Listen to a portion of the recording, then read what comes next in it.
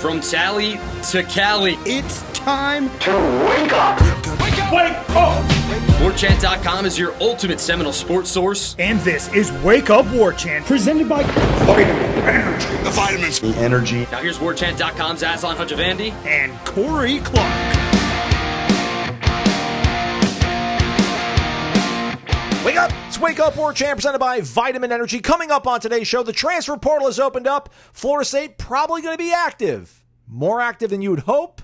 We talk about it. And baseball with a huge thrashing over USF 19-0. Our biggest takeaways after the dub for the Noles. Wake Up Warchant presented by Vitamin Energy. VitaminEnergy.com. Shake it and take it, everybody. Sip the juice. Come on out to the Jeff Cameron. Well, actually, I think it's all sold out probably. But there should be multiple points of extraction, but multiple points of not sale, but just if you're going to be at the golf tournament tomorrow, everybody, there'll be people with Vitamin Energy. Holler at them. We'll give you a free shot of it. You can shake it and you can take it. All different kinds of varieties and flavors because that's how Vitamin Energy rolls. Go to their website, vitaminenergy.com, and see how you can make your day better by getting over 7 hours of energy without having to put any sugar in your body by taking one little shot that's not even 2 fluid ounces. Clinically tested, clinically proven, works faster and longer, vitaminenergy.com. Warchant.com, another website of also great import to all of us. Subscribe to it. Subscribe to our YouTube channel. Thumbs up. Oh, I should always do this, Corey. I should point out the new members that we have on our members only YouTube, but I don't have quick access to that. So I'm just going to say warchant.com is the best. Subscribe, everybody, because Corey Clark also works there. All of his great works and wares are housed over at warchant.com. How are you, Corey Clark? How was trivia last night, big dog? Not great. We finished fourth, so that was a disappointing effort. But overall, I'm doing good, buddy. I hope you're doing well. Yeah. Whose fault was it? Do we cast blame on anybody, or are you just very? I don't know. Basically, everybody but mine's. Okay. If that makes sense. And I don't know how I sound, everyone. I apologize. I'm on. I'm an idiot and left all my computer stuff in Atlanta, including my headset, my computer, my adapter. So Stephanie has been kind enough to lend me her equipment, and to me it sounds like I'm on the moon. Yeah, I don't know how it sounds like in your ear, but I can hear myself breathing into it like I'm ordering from a drive-thru. So if it sounds awful, I apologize. Well, we're not going to make a long show, everybody, but you sound fine, Corey. I promise. Okay, good. So feel free to explore as much as you want. But with that aforementioned golf tournament happening, it's going to be tough to hammer out a show for everybody on Friday. So we're doing a show for you today, and then we'll do a mailbag for your consumption on Thursday. I think the big news that felt like coming out of Tuesday, Corey, news, quote unquote, but at least what coming from Mike Norvell was talking to him about the fact that the transfer portal is now open here on Wednesday. Yeah. While they're still having to practice. They got 2 more days. On Tuesday, Jordan Scott, the very lengthy, tall, 6'7" wide receiver from the Southwest Mississippi Community College, apparently, I don't think he tweeted it, but sources, I think 247 had it first, that he planned to enter the transfer portal. This on the heels of Jalen Early on Monday. So I think Mike said, well, not unexpected. These weren't unexpected kind of defections, if you will. But I know you and Ira asked him, multiple questions about the portal. I wasn't able to really generate any kind of takeaway from it. But I know Ira wrote a story over on warchant.com. Don't want to steal all the wind out of it. But what did you take away, if anything, from Norvell's responses to you guys asking him about how will he go about utilizing this portal and just handling it and managing it as he still has a team that he has to practice and kind of get a look at? Well, honestly, I didn't take anything away out of what he said. I just take away something out of the reality of the situation, which is that they're going to have to add pieces. They have room for it, especially if they go to 105, which they might if the House settlement ever actually happens. It's a settlement that will never settle. It's wonderful, but overall, it's an unsettlement. I think that it's just the reality of what they have to do.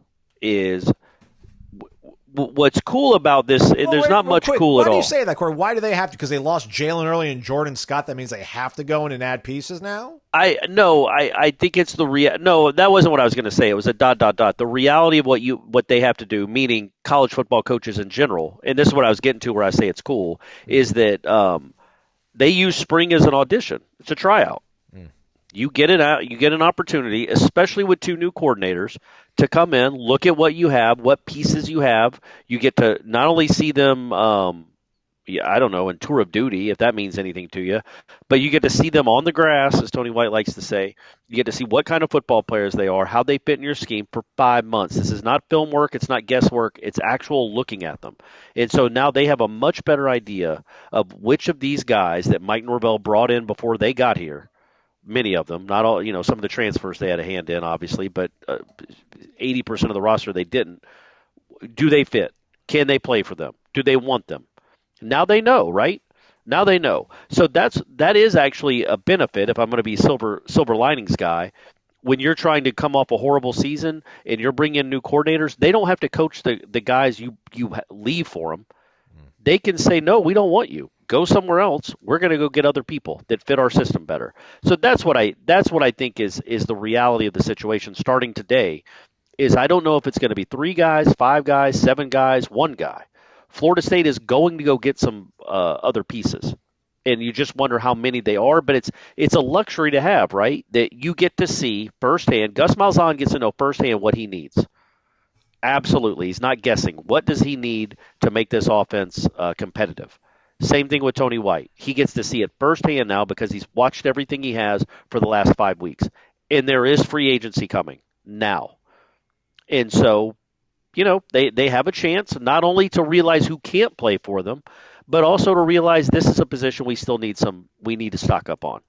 And I think that, Norvell wouldn't say that as much, but that's exactly what is happening. He did admit that everything's always being evaluated. Every position, every practice is always being evaluated. They're always trying to enhance the roster. And that enhancement starts again today. It's just the question is, what's the number going to be? 5? Like I said, 5, 3, 7, 1, 9, who knows? But I do think they've already got 3 guys in the portal, right? It'll probably double at least. And they're going to have some holes to fill, and it should be, those trade-offs should favor Florida State. You lose Trevor Jackson, not that he was a 4-string quarterback. Well, that's a scholarship spot. Well, I don't know. I guess he wasn't on scholarship. Jalen Early, maybe go get somebody that can play at this level, because clearly that kid can't. Apparently, he couldn't play here. He couldn't play here. Worst offensive line in the country. He got on the field some, but he wasn't a starter. He didn't make. So you can go get guys. I'll put it another way: guys that can play for Gus Malzahn and Herb Hand, guys that can play for Tony White. We know what they're looking for. We'll see how many of these guys stick around and how many new guys they bring in.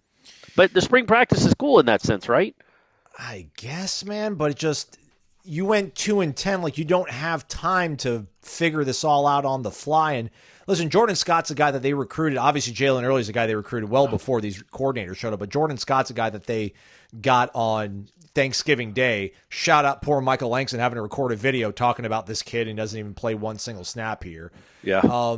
But I guess the silver lining that I would look at is that no one that so far has said they're leaving was a guy that Tony White and Gus went and got. But this kind of just underscores the overarching problem everybody has, most people have, which is just the poor recruiting under Mike Norvell.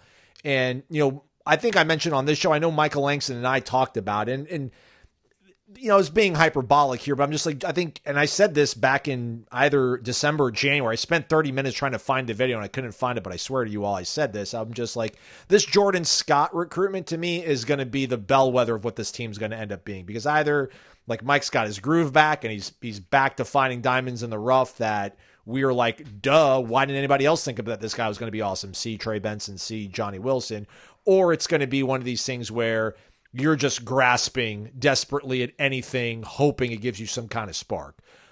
But again, Gus identified all the offensive linemen they brought in. All those guys, as far as we know, are still intact, obviously. Deuce, Squirrel. The guys that are going to be real difference makers. I don't think anybody really thought Jordan Scott was going to be a difference maker. You just kind of hoped. Jalen Early was a guy that you thought might be able to compete, give you some depth, but wasn't going to be a front line guy. And that's what you've lost so far. But to your point about how many guys it's going to be, my curiosity is, what's the caliber of player they're going to go after? Are they going to lose Jalen Early, lose Jordan Scott, and just try to get some other Jags, if you will, just another guys? Or are they going to try to get the Illinois running back that entered in the portal the other day? Are they going to try to get a guy that might be able to really enhance what they're trying to get done? Yeah, I don't know. I think you don't need to just go add a guy to add a guy. Like you don't need to go get somebody that like Caden Lyles, for the center from Wisconsin, that Well, might he was start. Well, it was battered and stuff, but I thought they. Yeah, but like project- if you don't want to spend the kind of money you might have to spend for a potential starting offensive lineman. If you're going to go spend money, like real money, it doesn't need to be for a potential starter or for a rotation piece. It needs to be for a dude, I think. My point being, if you're going to go spend a lot real money, like starter money, it needs to be for somebody that's going to make you appreciably better. Otherwise, you can fill it in with guys that like the kid from North Carolina, the Caleb linebacker. Lavallee. Yeah, we weren't necessarily expecting him to play a lot this year, but he can learn and grow. And then maybe this time next year, he's a potential starter. And I can promise you, he wasn't expensive by the current market. So either you go get a Keon Coleman, which they're not going to be a ton of those out there, but if you go get a guy that can help you immediately, or go fill up Jalen Early's spot and Trevor Jackson's spot and Jordan Scott's spot with a guy that might potentially play for you down the road. And I say that because, look, we weren't this isn't sour grapes. We didn't talk much about Jordan Scott. Didn't hear a lot of good things about the way he looked in practice. And then the scrimmage I saw, they literally threw 3 jump balls to him in a row from the 10-yard line, 0 for 3. I thought you said one of them was PI, though. It could have been PI. It wasn't called PI. No, it wasn't called PI. I thought it was PI, but I was also on a catwalk 140 yards away. Okay. It looked to me like PI, but either way, it was, I don't know the kid's name. They call him Duty. Oh, Shamar Arnaud. That was him covering him all 3 times, and he won all 3 battles. One might have been a DPI, but the point being, that was his time to maybe shine and prove that he could, and he went 0 for 3, and then literally I don't think had a pass thrown to him the whole game, the whole scrimmage. So it wasn't like this guy was somebody that was ready to take off, it would appear. Yeah. He also might get the sense that, okay, they already have another one of me that's better than me. They're not going to I can't beat out Deuce. Squirrel is a whole different animal, literally, but also figuratively as far as the kind of receiver he is, the 6'1" speedster, 6-foot speedster. So the guy that's tall, like the tall outside wide receiver, well, they already got one of those, and he's better than me. So, like you said, Jordan Scott committed in November, right? Yeah. So before Deuce Robinson. So by the time Deuce Robinson commits, he probably thinks, okay, well, I'm not going to go back on the market now. I'll see. I'll do the spring. I'll see how I fit in. I'll see if I can where I might land on the depth chart. And my plan is to stay at Florida State. But if it doesn't look like I'm going to play a lot here, I can re-enter the portal. And I think that's exactly what it looks like to me. Again, I'm not being sour grapes. This kid, unless there were some injuries, was not going to factor in at all. I don't think. Because again, Malzahn's only going to use 3 guys anyway. Jordan Scott was not going to be one of the 3, not unless there were some serious injuries. So it makes it. So my point being, it might have been a miss by Norvell's standards, or he might just not be quite as good enough to play, and he wants to go play. So, and he might end up going to like TCU or something and being a pretty decent receiver, but he just wouldn't have gotten those looks at Florida State because they already got the 6'6" guy that's better than him. Yeah, there's been a couple trickle of guys in there. Again, Josh McCray from Illinois, I think he was the MVP of the bowl game they played in. He ran 13 times for 114 yards and 2 scores. You definitely don't need to go. I don't think. Do you think it's like the NFL? Like, if you're going to go get a running back, it's got to be, like in the first round, it's got to be a great running back. Right. Well, like if you're going to go in the spring and spend money on a running back in the portal, it's got to be a real-life difference maker. Because I just feel like they could spend that money elsewhere. It's running back, right? Like, Gus is always going to have a productive running game. You know what I mean? Yeah, but, I mean, I guess, Roy Dale Williams ran for 129 yards against USF back in 2023. I just don't know how many guys you have that have ran for 100 yards in a game. So I think you have 5 guys that could break 100 yards in a game because of the scheme. I know, but just you got guys that never have done that, though. Oh yeah, sure. Other than yeah, he's done it, but it's like and Castellanos has done it, but I think the point is like, number one, you hope the guy coming in, the freshman, is the real deal, but also, running back, it's like in this system, he's going to have a productive running game. Roy Dell might run for 700 yards. I don't know. Again, we talk about how they're pedestrian.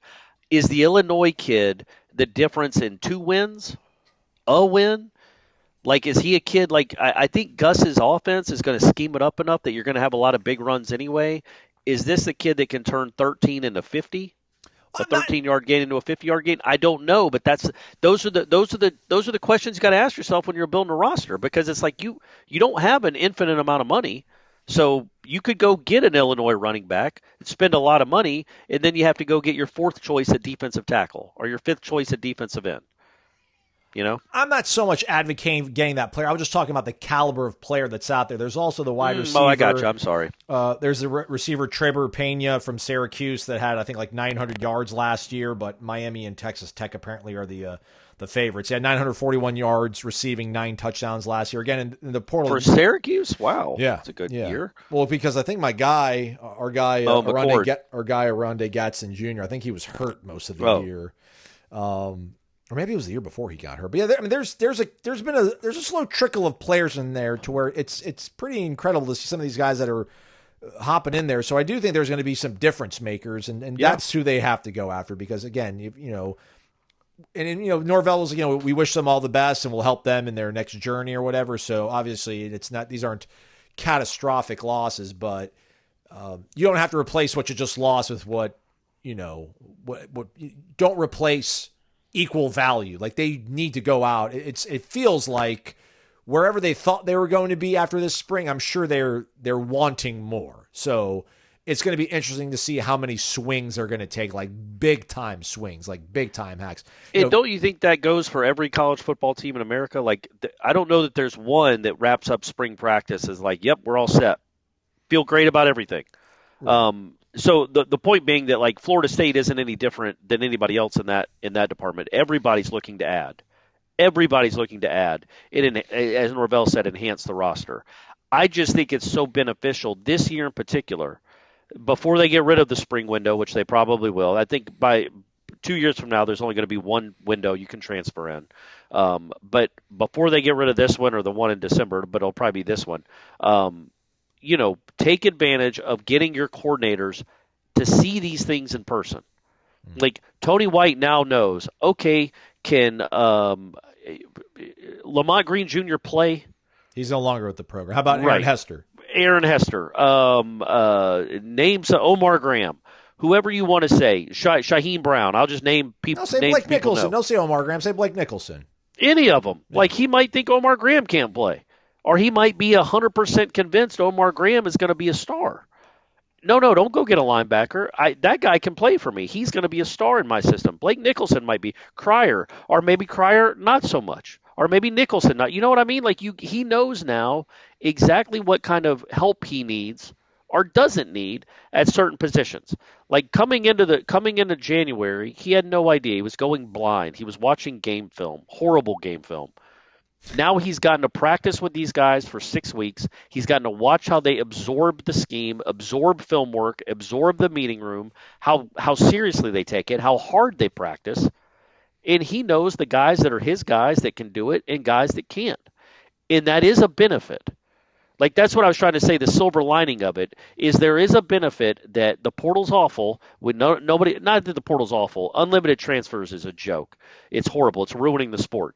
But the one good thing is that you can decide, yep, that dude absolutely can play for me. That guy is going to be a star for me. But Daniel Lyons, name someone that hasn't done much, but maybe can take a leap with the right coaching or the right mindset or confidence or whatever. He now has a better understanding of that. And if he's like, look, man, Mike, I love you. I can't win with this defensive line. I got 3 dudes that can play total. And if one of them gets hurt, we've got no chance. So we have to go get better players up front. Or Terrence Knighton saying that, like, look, nice kids, they can't play for us. They're not good enough. I think that's really, it's so beneficial that now they have 5 weeks under their belt to know exactly who can and can't do it, and they can go hit the open market if they want to, because it is available.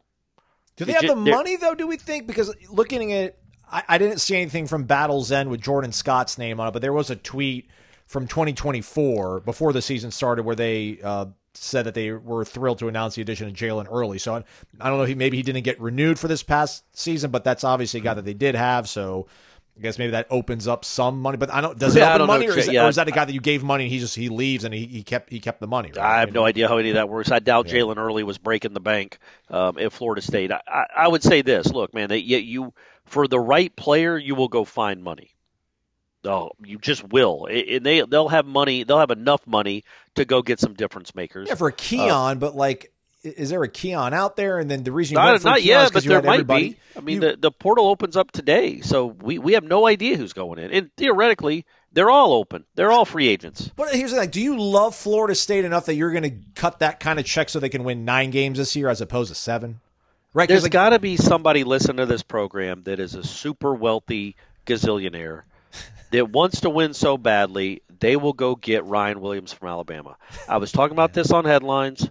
Not only does it make you better, Aslan, immediately, but what else does it do? This is very Sun Tzu of you. I like it. It kicks a leg out of your opener opponent. Your opener. All of a sudden, their go-to guy is gone. Yeah, he's on your They got team. a no-to guy.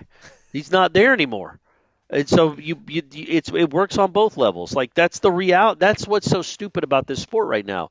There's nothing stopping Florida State from just going and buying Ryan Williams from Alabama. If there was a lunatic fan that was like, I want to watch that kid play football in Garnet Gold for the next 2 years, I want to offer him $25 million contract for 2 years. All of a sudden, you've got Ryan Williams on your team. What a wonderful, no contracts, what a wonderful sport. One thing is something just go gross. and get him. What if someone just gave him $100,000 not to play that game? Hey, kid, I'll give you $100,000. Say that you hurt your hamstring in pregame warmups. Okay. Well, I think it'd take more than that, right? It's just one game. Like, I hurt my hamstring. I can't go, coach. I can't. It's the first game. I don't want to ruin our season. I don't feel good. And then you wake up the next day, I'm rocks. I'm fine. Check cleared. I'll tell you what, man. If me and you had like stupid money, we would ruin college football. I don't. It would be incredible. It would be awesome. Arch Manning would be on his way to Tallahassee. Yeah. So would Jeremiah Smith. Ryan Williams would be paying not to play.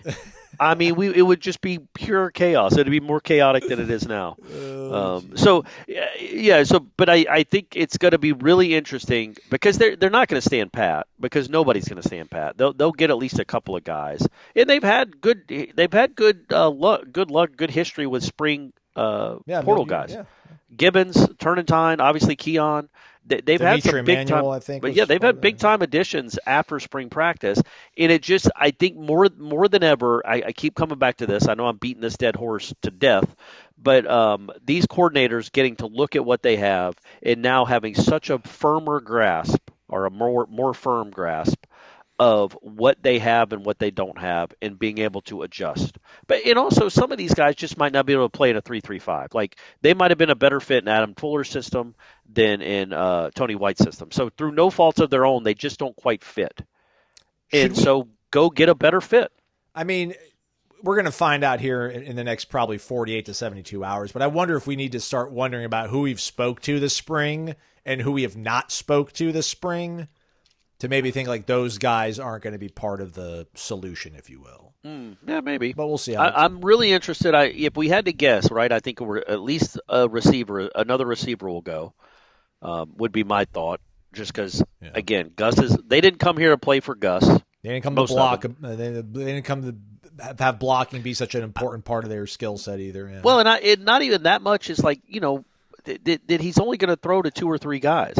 He's going to run it 60% of the time. At least that's the goal. And he only wants 2 or 3 receivers out there. He's going to run them a lot. It's not going to be a crazy rotation where your third string receivers out there on a 3rd and 8 in the third quarter. He's going to run. He's going to have his 2 or 3 starters. He's going to use them the vast majority of the time, which is most offenses should do. But yes, receivers came to play maybe in a little bit of a different offense. Some of them that have been passed over by Boggs, I think, and maybe by other younger people, and are going to look to go, or at least guys that are same class, and are going to read the tea leaves and be like, yeah, man, I don't belong here, or I'm not. They don't think I belong here. I don't fit here. I'm going to go somewhere else where I can go play. I think that'll definitely happen on a receiver. I think probably at least one more offensive lineman. Running back? Linebacker. Running back has to be, right? Yeah. Like, I'll be honest with you, and I hope he stays. I don't know what Keziah Holmes is doing. Did he do Like, anything I during legitimately the don't. scrimmage? Did you see him at all? Anything? Yeah. He was. I mean, memorable? he was as good as everybody else. He averaged probably 4 yards, 4.5 yards per carry, 5 yards per carry. They all did. They didn't have a run over 10 yards the whole practice, but they all ran for 4 yards every run. But I mean, last year I think he scored 3 touchdowns on like 15 touches. He just never played. And I don't know that he's in the real. Even if he is in the plans, he still starts as probably your third stringer, fourth, right? There's Roydell, there's Jalen Lucas, there's Cromall, whoever Singleton's else. in the mix. I mean, he's going to be fighting for second or third string reps at best. But anyway, Cam Davis. Cam Davis is there too. Like, one of these guys has to bounce. Knowing Cromall is coming in, and they also know, like, they have a new offensive coordinator. They can see where they fit in his eyes. This guy, Gus Malzahn's not going to be playing any favorites. Like, oh, he's my guy, I recruit him. I've watched him grow up the last 3 years. No, Gus Malzahn's known these guys for 3 months. He's probably pretty truthful with what he thinks of when he assesses their abilities. And he will move on quickly if he needs to, or tell them they should probably go somewhere else. So I would just think with 5 or 6 scholarship running backs, it just makes sense that one of them would leave, at least. Same thing with wide receiver, where you have probably 10 or 11 scholarship wide receivers. One more of those will leave, and then I'm still, but there's an outside chance that a quarterback might leave. So, and that quarterback, as I say that, and it's pure speculation, but if it was going to be a quarterback that's leaving, it would be Brock Glenn.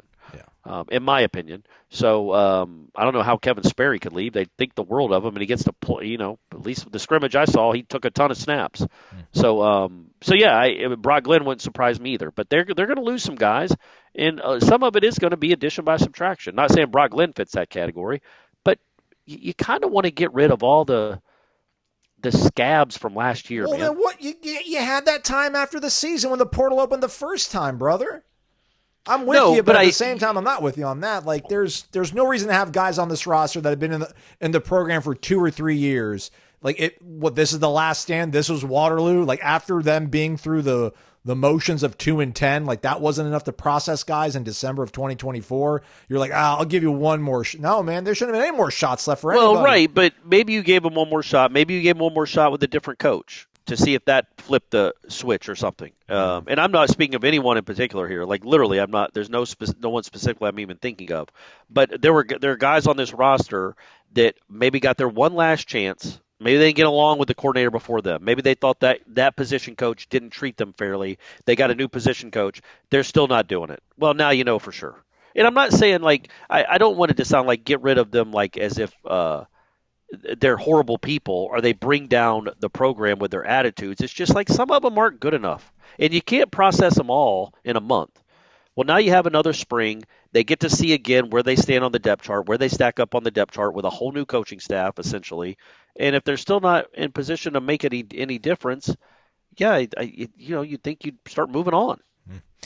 We're moving on to talking about the awesomeness that is the Corner Pocket Bar and Grill, 2475 Appalachia Parkway. I had a really good opening there about like 5 minutes ago when you said about not fitting in to the new scheme. And I'm like, you always fit in at the Corner Pocket Bar and Grill, but then we went on another good, strong yarn. Like 5 years ago, there was a point, Corey, you were talking, I'm like, I'm done with him. Like, right now, at this point, I'm going to erase everything he says after this point heretofore. But you actually made another good point. And I was like, all right. So then I'm just like, I just let you flow, brother. So don't ever apologize. Buddy. Don't ever apologize. And you folks, don't ever apologize if you're trying to get your friends to maybe spend some extra time hanging out at the Corner Pocket Bar and Grill. Yeah, they got maybe things to do at the house, the honey to-do list. It can wait. Hang out with your friends. Make new friends. Billiards, darts, bingo, trivia, NBA playoffs, college baseball, college softball, whatever's your favorite sport. Ask them. They'll put it on the screen. MLB baseball, obviously, or just MLB, I should say, as opposed to MLB baseball. It's all for you at the Corner Pocket Bar and Grill, 2475 Appalachia Parkway, cptallybar.com, the website.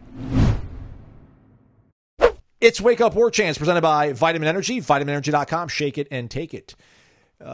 With one receiver leaving and Jordan Scott, maybe there's some more opportunities out there for somebody else, and saying that a little bit tongue-in-cheek, because I'm sure the other opportunities were already pulled away from him, which expedited his exit. And it feels like Jayvan Boggs, Corey, which, by the way, we looked at the pronunciation in the spring notes guide. So it is Jayvan. Like the vehicle identification number, VIN. Right. Jayvan Boggs. So you were speaking to him. I was speaking to KJ Kirkland. I'm like, what do you think about this guy over here? And I pointed over to Jayvan Boggs, and he laughed. And he's like, oh, he's a good guy. He's a good kid. And, really impressed with what he's done. But, we figured, I'm not surprised. We knew what he was going to do. And I interrupted him like, come on, man. Like, you really thought like a true freshman was going to come in and make plays on you guys day one? And he's like, yeah, man, we did our research. So it was a really good sort of comeback. He has the respect of a guy like KJ Kirkland, who the staff thinks very highly of. We've heard, Gus talk say glowing things about him. Obviously, their pre-existing relationship when he was at UCF, Gus. Norvell's had a lot of good things to say about him. We got to speak to him on Tuesday. I know you were hanging out there mostly with Ira, speaking to him. Anything kind of stand out? I wasn't able to dive into the interview before we did the show. Yeah, we had already talked to him, but again, what stands out to me is the maturity for a kid that theoretically could be in high school still. The maturity, and look, man, the scrimmage we saw, he was the guy that was open on the long pass that Castellanos was intercepted on, but he was open by 10 yards, and Castellanos just saw him late. It was 3rd and 11, blah, blah, blah. But he also made a really good catch on the sideline, I think, from Brock Glenn, which was the biggest throw of the day. It was like a 24-yarder.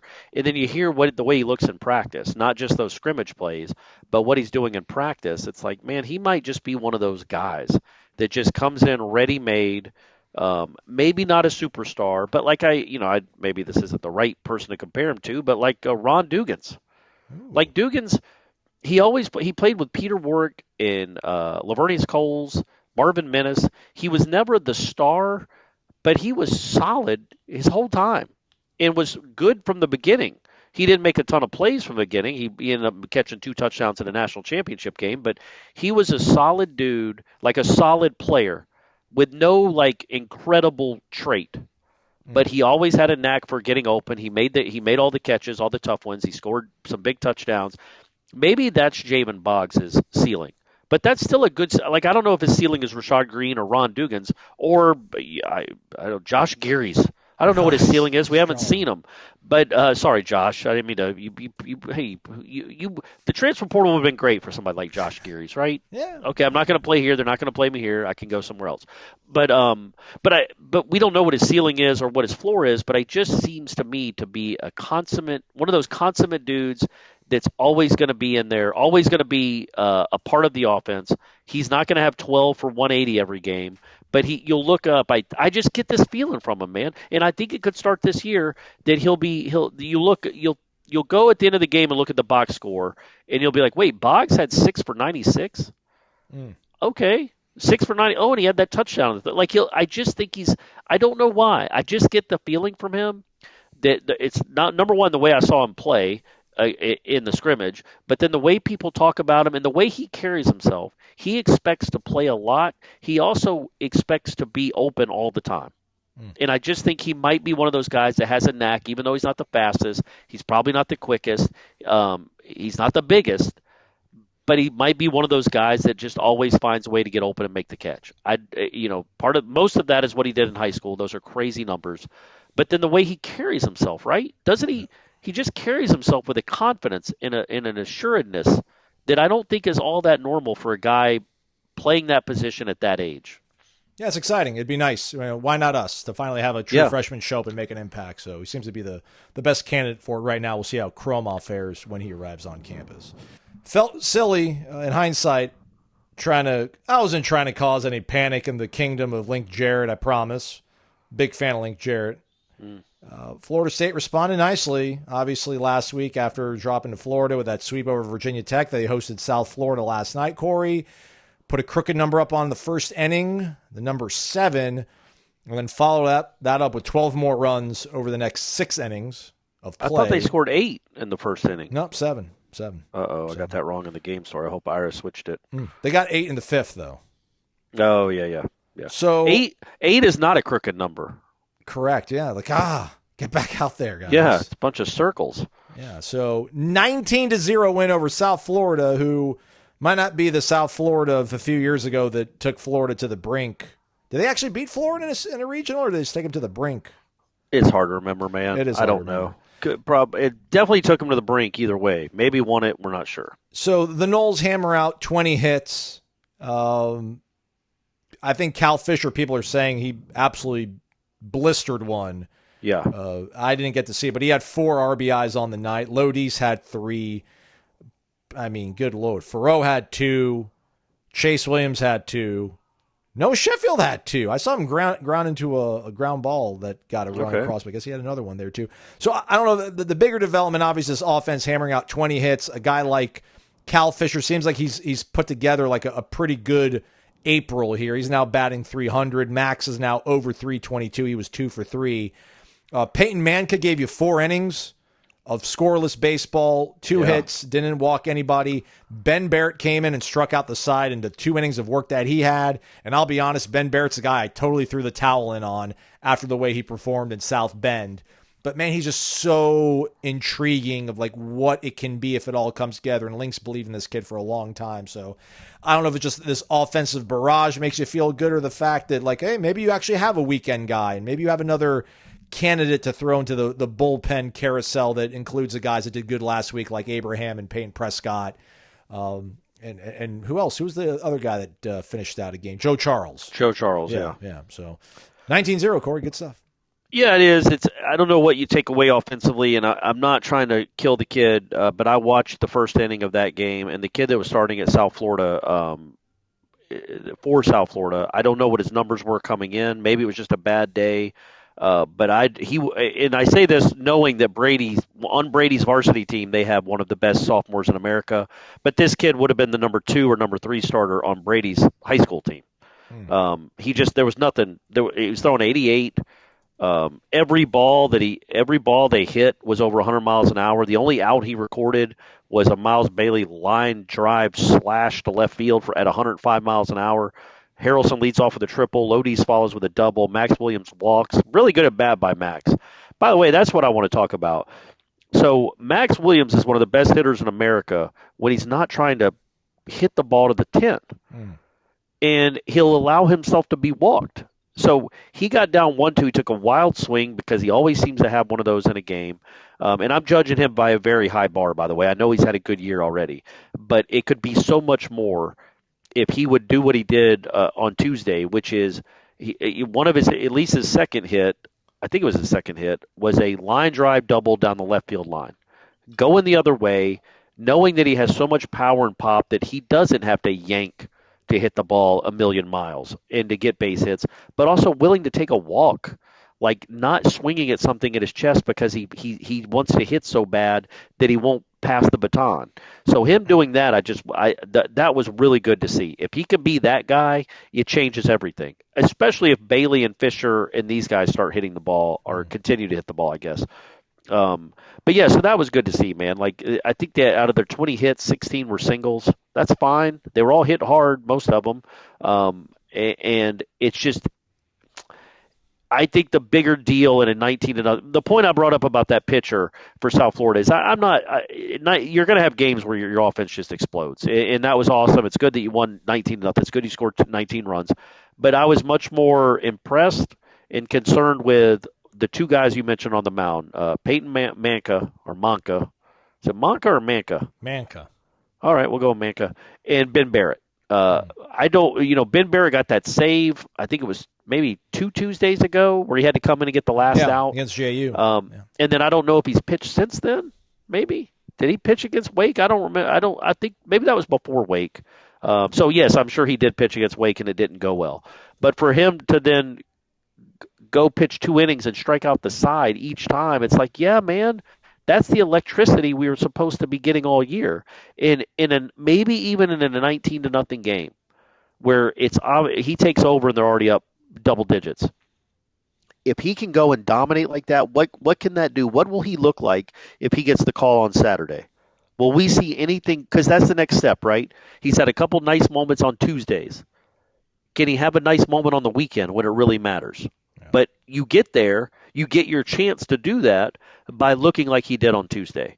So to me, that's by far the biggest deal from Tuesday night's win. Otherwise, it's just a blowout of a pretty bad team. It looked like anyway. Certainly an average team. I don't know what their record is, but they didn't look great. in that pitcher, that starting pitcher just had no chance. At least on Tuesday, he had no chance. But overall, the pitching, you're now talking about the last 4 games, you've given up 4 runs total. Well, that'll work. Yeah. You know what I mean? That'll play. Like, that's a great comeback from a team. It's not just that Wake did it to them. They I don't remember the score of the JU game where they won, where Ben Barrett had to cut 10 to 10. I think it was 11-10. Yeah, they gave up 10 runs to JU on a Tuesday, and then they did what they did to Notre Dame at Notre Dame, and then for them to bounce back the way they have now and give up 4 runs total in 4 games, it does give you a little bit of hope. Okay, at least that's in there. It doesn't show up all the time clearly, but we didn't even know this was in there. Now at least we know it's in there. Like South Florida, I know is not a very good team, but they got guys that can hit. They've won their last 5 AAC series. Yeah, right. That's what I'm saying. They got guys that can hit. The point being, the guys they ran out on the mound clearly weren't their best guys. But the dudes in the lineup were the dudes that are hit, and you shut them out. It was only a 7-inning game, but you shut them out on top of what you did to Virginia Tech, who's a pretty nice team. Yeah. And you basically shut them down for 3 games. So good. Get some confidence. Start pitching like you can. And that from Ben Barrett was really good to see. Hopefully that can continue over. And also good to mention Cal Fisher. He had a good weekend, I thought, at Virginia Tech. And then he followed it up with a 2-run single with the bases loaded in the first inning. And then two at-bats later, he had the 2-run homer off the scoreboard. And then my man Chase Williams, I think, had 2 more hits. Yeah. Maybe, right? Didn't he? He had a bunt single. Yeah. Yeah. And I think he had another hit later on. That's good, man. That kid adds something too. So they start. Remember, everyone, they start on Thursday. It's a Thursday, Friday, Saturday series this weekend with Virginia. Yeah, that pitcher started 9 games. 4 starts. He had 3 previous starts. He is 0-3.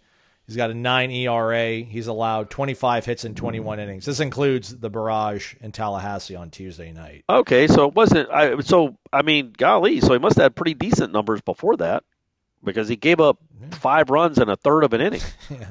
So before that, he must have been it was like maybe just his breaking stuff, he couldn't locate it, because the 88-mile-an-hour fastball, it's like, man, they were teeing off on that.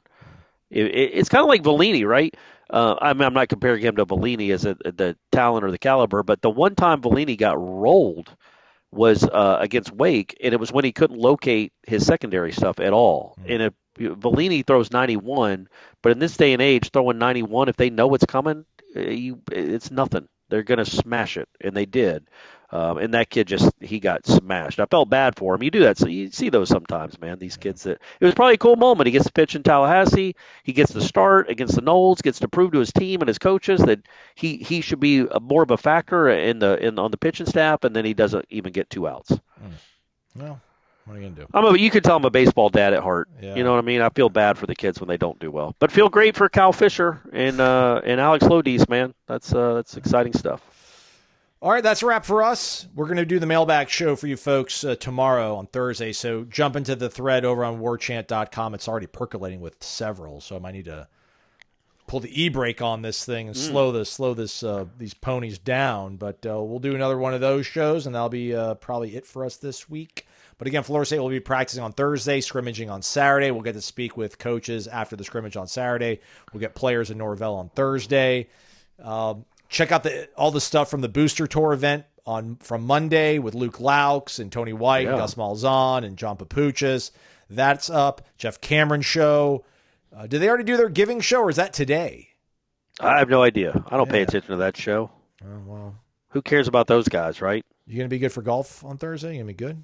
Yeah, man, I'm going to be crushing it. I'm going to be crushing it. Me and the ladies. I'm playing with 3 ladies. Right, and I'm remember, I think I've said this before on the show, I am playing from the Reds. All right. So it's all. What are we going to wait? Make me go all the way back to the tips? You know, that would be. Wouldn't it be fun to play from the tips one time, Aslan? It would. Wouldn't that be exciting? So yeah. So that'll be a fun time on Thursday. But yeah, we'll talk to people before that. So I'm going to shut up now so you can end the show. Thank you, Corey. He's Corey Clark. I'm Aslan Hajavani. Thanks for listening to Wake Up War Champ, presented by Vitamin Energy, vitaminenergy.com.